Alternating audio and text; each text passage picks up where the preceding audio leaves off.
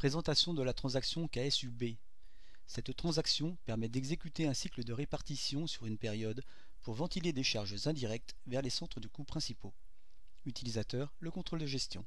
Données d'entrée, la période et l'exercice comptable sur laquelle effectuer une répartition secondaire et le nom du ou des cycles à exécuter. Données de sortie, la répartition effectuée sur la période donnée. En cas de problème, contactez le Key-User SAP.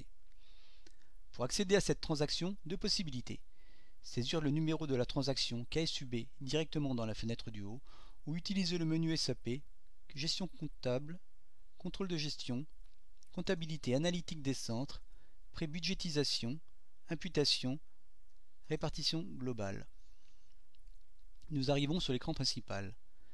L'utilisation de cette fonction nécessite d'avoir créé un cycle de répartition au préalable à l'aide de la transaction KSU7. Notez que les fonctions de création et de gestion des cycles sont également disponibles à travers le menu Autres fonctions, cycle de la transaction dans laquelle nous sommes. Enfin, il faut également avoir saisi les quantités d'unités d'œuvre utilisées dans le cycle pour effectuer la répartition.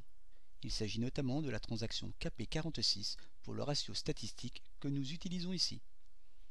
Nous allons donc effectuer une répartition sur la période de janvier à décembre de l'exercice 2018. Le cycle que nous utilisions, le G02B que nous avons créé précédemment. Nous validons la saisie par entrée. On coche la case Test pour lancer une simulation du cycle et vérifier que tout se passe correctement, et nous lançons le cycle à l'aide de l'icône Exécuter.